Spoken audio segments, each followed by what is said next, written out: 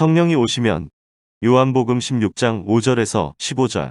지금 내가 나를 보내신 이에게로 가는데 너희 중에서 나더러 어디로 가는지 묻는 자가 없고 도리어 내가 이 말을 함으로 너희 마음에 근심이 가득하였도다. 그러나 내가 너희에게 실상을 말하노니 내가 떠나가는 것이 너희에게 유익이라. 내가 떠나가지 아니하면 보혜사가 너희에게로 오시지 아니할 것이요.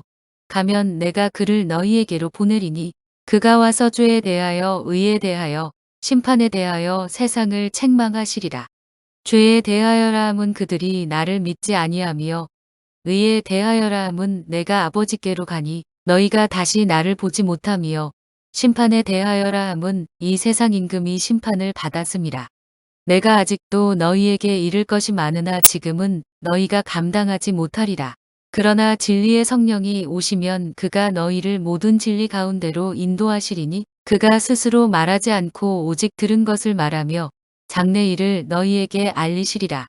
그가 내 영광을 나타내리니 내 것을 가지고 너희에게 알리시겠습니다.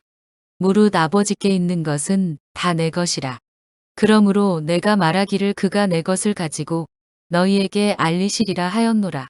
본문은 예수님이 하늘로 떠나가심으로 말미암아 오시게 될 성령이 구체적으로 어떠한 사역을 하실지를 설명해 줍니다. 하나님이 죄에 대하여 의에 대하여 심판에 대하여 세상을 책망하실 때 정말 세상이 책망을 받을까요? 죄와 의와 심판은 하나님의 백성들만이 알아들을 수 있는 개념입니다. 세상은 성령의 사역에 의해 책망을 받지 않습니다. 세상은 죽는 날까지 자신들이 옳다고 우기다가 결국 심판대에 서게 되는 것입니다. 그리고 본문은 예수님께서 제자들을 떠나야 한다고 말씀을 하셨을 때 제자들이 심히 근심을 하고 있었다고 합니다. 그런 제자들의 근심을 털어주기 위해 주님이 하신 말씀이 바로 보혜사 성령이 오실 것이며 그분이 죄에 대하여 의에 대하여 심판에 대하여 책망을 하실 것이란 말씀이었습니다. 그 말씀이 제자들에게 하신 말씀이라면 제자들의 근심이 털어진 것이 아니라 더 깊어졌을 것입니다. 그렇다면 그 말씀은 누구에게 적용되는 말씀일까요? 그건 주님께서 유대인들에게 하신 말씀입니다. 너희 중에 누가 나를 죄로 고소할 수 있겠느냐는 말씀입니다. 그리고 이 말씀은 세상을 향해 하신 말씀이며 제자들 안에도 여전히 오염이라는 잔재로 남아있다는 것입니다. 그런데 중요한 것은 세상은 그러한 하나님의 말씀을 알아차리지 못한다는 것입니다. 그러한 하나님의 말씀을 알아차릴 수 있는 사람들은 성도들 뿐입니다. 그래서 성령님에 의해 진림을 받는 사람들은 성도인 것입니다. 그러니까 이 세상에서 하나님의 책망에 의해 무언가를 깨닫고 그것을 회개로 연결시킬 수 있는 사람들은 성도들밖에 없는 것입니다. 성도들은 자신을 향해 날아오는 죄와 의와 심판에 대한 하나님의 말씀을 받으며 자신들의 구원이 어디로부터 이루어진 것인가를 알게 되는 것이고 자신들을 구원해 주신 하나님의 은혜에 의해 근심을 덜어내게 되는 것입니다.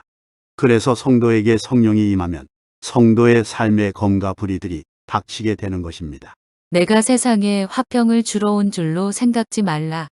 화평이 아니요 검을 주러 왔노라. 마태복음 10장 34절. 하나님의 본질은 사랑이시며 화평과 은혜이시므로 하나님은 우리에게 화평과 사랑과 은혜로 오십니다.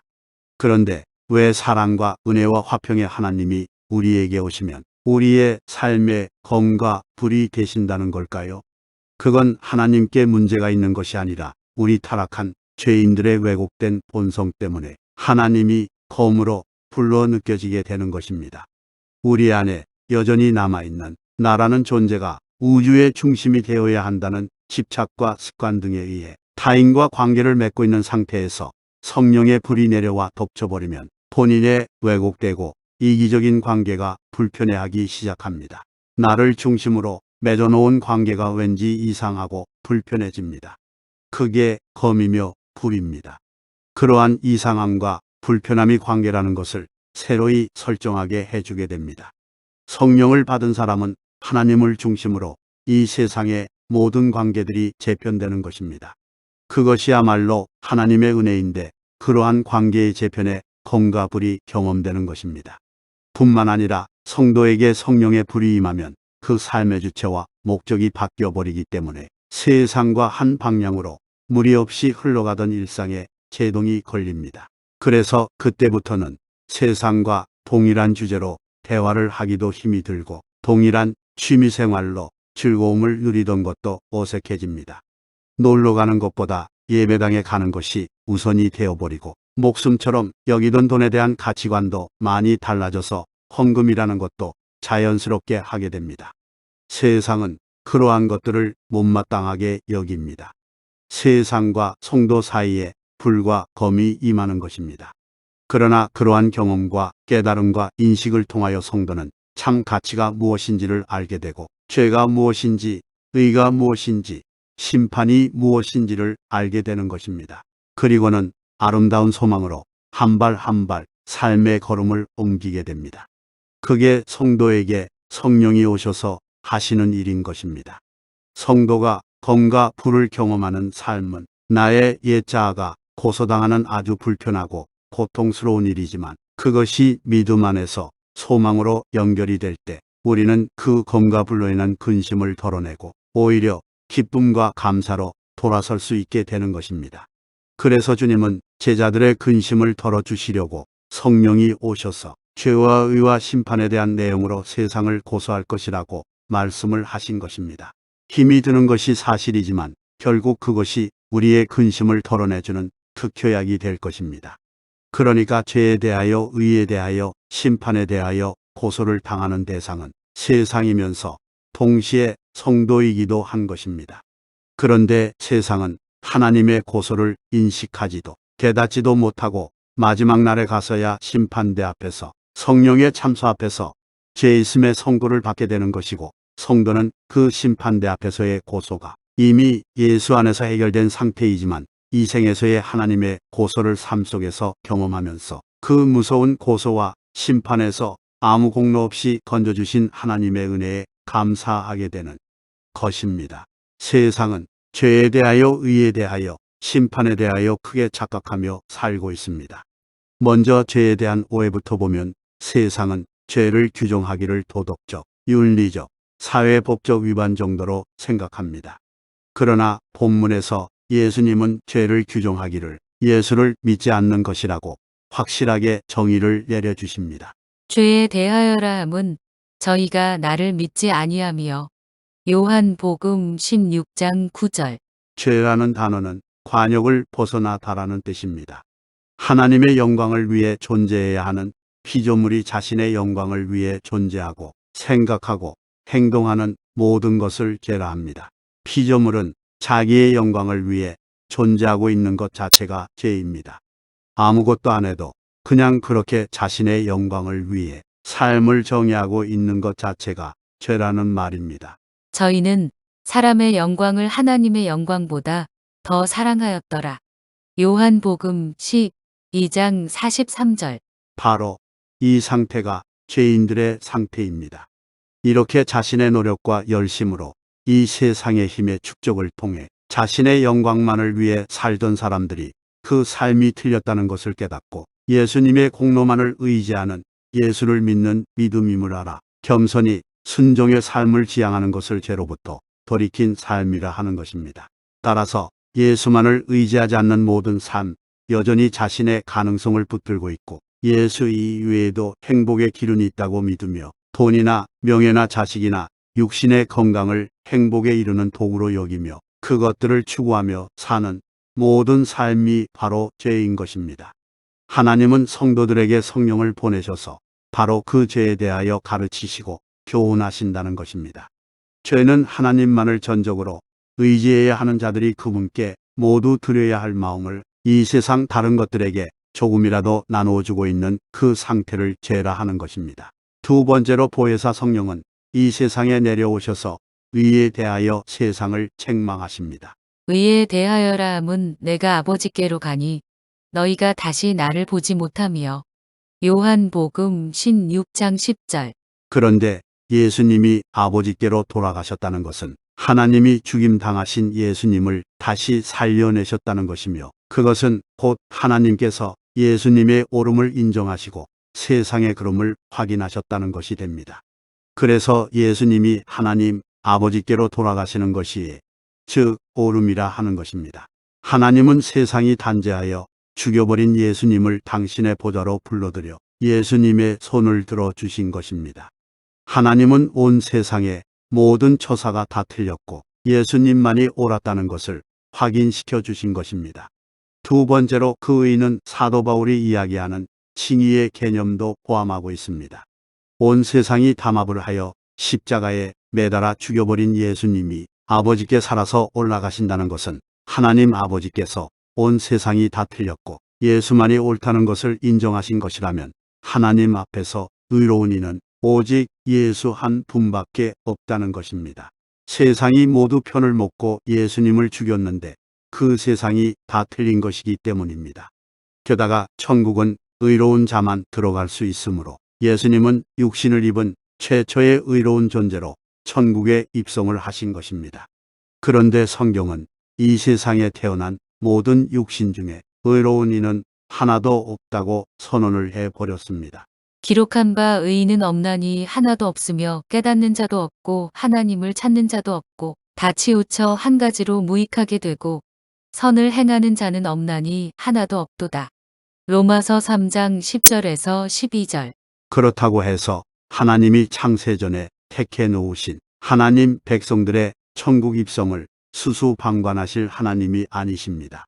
하나님은 예수 그리스도의 옳음 그 의를 당신의 백성들에게 믿음이라는 것을 선물하셔서 그 의를 전가받도록 하셨습니다. 그러니까 성령이 우리 성도들에게 의에 대하여 가르치신다는 것은 1차적으로 예수님의 삶이 옳았다는 것을 가리킴과 동시에 의는 예수의 의를 의지하며 그 의의 정가를 믿는 믿음으로만 우리에게 주어질 수 있다는 것을 가르친다는 것입니다. 만약 우리 성도가 자신들의 옳은 행실이나 착한 행위, 선한 삶 등을 의로 내놓는다면 모두 고소해 버리신다는 것이 의에 대하여 책망하신다는 말씀인 것입니다. 우리는 오직 하나님의 의에 의해서만 의로운 자가 되는 것인데 거기에 자기의 의를 조금이라도 보태고 있는 자들은 다 불의한 자가 되는 것입니다. 자기의 의는 열심으로도 나타나게 되는데 하나님의 의를 알지 못하는 열심은 결국 하나님 나라의 해만 된다는 것입니다. 그러니까 이래저래 우리는 하나님 앞에서 기끌인 것입니다. 세 번째로 성령은 심판에 대하여 세상을 책망하신다고 하십니다. 심판에 대하여라 함은 이 세상 임금이 심판을 받았음이니라. 요한복음 16장 11절. 세상 임금은 세상 권세 잡은 자를 가리킵니다. 예수님은 바로 그 세상 권세 잡은 자에 의해 죽임을 당하셨습니다. 그런데 하나님이 예수님을 살리심으로써 세상이 하나님의 아들을 죽였음이 드러난 것입니다. 하나님의 아들을 죽였다면 남은 것은 심판밖에 없습니다. 예수님이 기준이 되어서 심판을 받는 것입니다. 결국 예수님을 믿지 않는다는 것이 바로 하나님의 심판 아래에 있음을 말하는 것입니다. 세상이 예수님을 죽인 것처럼 지금도 성도는 세상에게 당하는 모습으로 갈 수 있습니다. 그러나 세상은 이미 예수님의 십자가로 심판을 받은 것처럼 우리 성도들도 세상에게 지는 모습으로 마치 심판을 받고 있는 것 같아 보이지만 세상은 절대 성도를 이길 수 없다는 것을 말하는 것입니다. 그게 예수님의 심판에 대한 고소입니다. 죄, 의의 심판 모두 예수 그리스도의 십자가를 기준으로 설명이 되고 있는 것입니다. 그러니까 죄에 대하여 의에 대하여 심판에 대하여 책망을 하신다는 것은 예수 그리스도의 십자가를 잣대로 하여 그 십자가 보혈을 의지하고 믿는 이들은 무죄로 의로운 자로 심판을 면하는 자로 삼아주시는 것이고 십자가 보혈을 의지하지 않고 여전히 자신을 믿으며 세상을 의지하고 세상 권세 잡은 자의 편에서 힘의 원리를 지향하는 이들은 죄인으로 불의한 자로 심판대 앞에서 심판을 받게 되는 것입니다. 이처럼 하나님은 성령을 보내셔서 예수님을 기준으로 하여 세상을 책망하십니다. 바로 세상과 세상 속의 자기 백성을 책망합니다.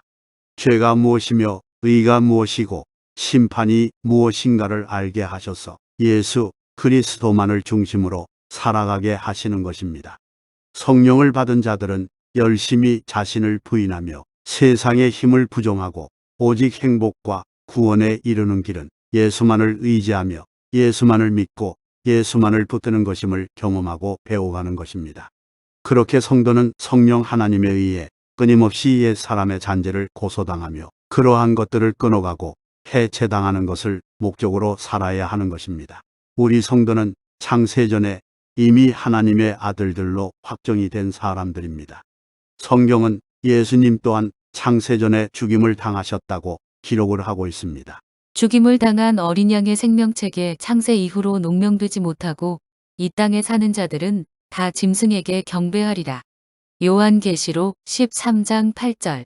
이 구절은 창세 때부터 이미 죽임을 당하신 어린 양의 생명책에 창세 때부터 농명이 되지 못한 사람들은 다 짐승에게 경배하게 된다입니다. 그러니까 어린 양 예수는 창세전, 즉 영원 속에서 이미 하나님과의 언약 속에서 죽임을 당하신 것입니다. 그러니까 십자가로 말미암는 하나님의 백성들은 이미 창세전에 확정이 되었던 것입니다. 그런데 그렇게 하나님 나라 백성으로 확정된 하나님의 백성들을 위해 천지와 시간이 창조가 되었습니다. 왜냐하면 하나님 나라 백성들이 죄에 대하여 의에 대하여 심판에 대하여 확실하게 공부하고 오라고 하나님은 천지와 시간을 창조하신 것입니다. 그렇다면 우리 성도들은 이 땅에서 죄와 의와 심판이 무엇인지를 열심히 배우고 가면 그만인 것입니다. 그런데 죄와 의의 심판이 모두 하나님 이외의 이 세상의 힘에 마음을 두는 것을 끊어내는 것에 초점을 두고 있는 것입니다. 하나님 이외의 다른 것에 마음을 두는 것을 죄라 하고 우리의 옳음이 아닌 하나님의 옳음을 그저 인정하고 믿고 신뢰하는 것이 우리의 의이며 예수님을 죽인 이 세상의 힘에 빌부터 사는 자들이 심판을 받게 되는 것입니다. 성도는 캠핑장에 와 있는 나그네일 뿐이라는 것입니다. 그런데 캠핑장에 터를 잡고 집을 짓고 살려고 하면 어떡합니까? 그래서 성도라는 사람들이 이렇게 불행한 것입니다. 이 세상에 잠깐 내려와 죄와 의와 심판에 대하여 공부하러 온 하나님 나라 백성들이 이 세상의 힘을 근거로 행복과 불행을 판단하며 고민하고 괴로워해서야 되겠습니까? 하나님 나라 백성은 하나님 나라의 일로 고민을 해야 하는 것이며 어떠한 상황 속에서도 하나님 나라 백성다운 해석을 할 수 있어야 하는 이들입니다. 성령은 바로 그것을 도우러 이 땅에 오시는 것입니다. 우리는 이 땅에서 기적 같은 일이 자주 일어나서 우리의 문제를 해결해 주고 우리의 소원을 이루어 주는 것을 기대하고 소망합니다. 제자들도 똑같았습니다. 예수님이 그들과 함께 계실 때 수많은 기적을 일으켜 주셨고 문제가 있을 때마다 그분이 도맡아 해결해 주셨습니다. 그런데 예수님께서 떠나신다고 하시니까 제자들이 근심을 한 것입니다. 그것은 사랑하는 예수님과 헤어지는 것이 아쉬워서 오는 근심이 아니라 예수님이 떠나심으로 말미암아 자기들에게 끼칠 불이익을 먼저 생각하고 있었던 것입니다.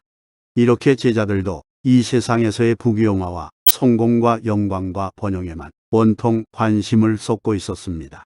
그런 제자들에게 예수님께서 말씀하신 것입니다. 내가 보이지 않는 성령을 보내서 너희들을 반드시 세상에 속한 자가 아니라 세상에 미움을 받는 자가 되도록 하시겠다는 것입니다.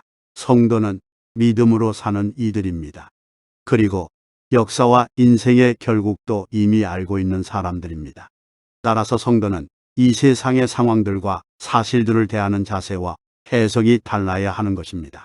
요셉이 형들에 의해 애굽으로 팔려갔을 때, 무고하게 감옥에 들어가게 되었을 때 그가 그 상황을 얼마나 황당하게 받아들였겠습니까? 그런데 만약 우리가 이미 성경을 통해 알고 있는 것을 그가 알고 있었다고 생각해 보십시오. 요셉이 형들에게 미움을 받고 감옥에 들어가고 하는 것이 모두 그가 애굽의 총리가 되는데 꼭 필요한 과정이었다는 것을 알고 있었다면 그에게 그 사실들과 상황들이 어떤 현실로 받아들여졌을까요? 아마 똑같이 힘든 상황이었지만 감사와 기쁨의 현실로 받아들여졌을 것입니다. 왜냐하면 결론을 이미 알고 있기 때문입니다. 마찬가지입니다. 우리가 지금 하나님 나라의 백성으로 이 땅에 잠시 내려와 학습 중에 있는 것입니다. 이제 이 세상 공부 다 마치고 나면 우리는 의의 새 옷을 입고 하나님 나라로 완전하게 입성을 하게 됩니다. 그런 결론을 이미 알고 있는 우리의 인생에 요셉의 감옥행과 같은 반려감과 같은 어이없는 일이 생겼습니다. 그게 우리에게 어떤 현실이 되어야 할까요? 모든 상황은 감사와 기쁨과 은혜의 현실이 되어야 하는 것입니다. 그런데 마치 예수님이 영원히 자기들 곁에 남아서 기적이나 일으켜주고 힘으로 보호해주는 것만을 복으로 생각하며 예수님의 떠나심을 근심으로 받아들였던 제자들처럼 눈에 보이는 이 세상 것들로만 행복의 재료로 삼으려 하는 것은 정말 어리석은 일이 아닐 수 없습니다. 우리는 지금 예수님의 승천의 증거로 내려오신 성령 하나님과 함께 거하고 있는 사람들입니다. 그 성령님은 우리에게 죄에 대하여, 의에 대하여, 심판에 대하여 고소를 하여 참된 의가 무엇이며 죄의 본질이 무엇이며 어떠한 자들이 심판의 대상이 되는지를 가르쳐 주고 계신 것입니다. 우리는 그 죄와 의와 심판의 내용을 잘 배웠어 다시는 선악과를 따먹지 않을 수 있는 자로 완성이 되어 하늘나라로 가면 되는 것입니다. 예수 그리스도의 은혜가 충만하길 축복합니다.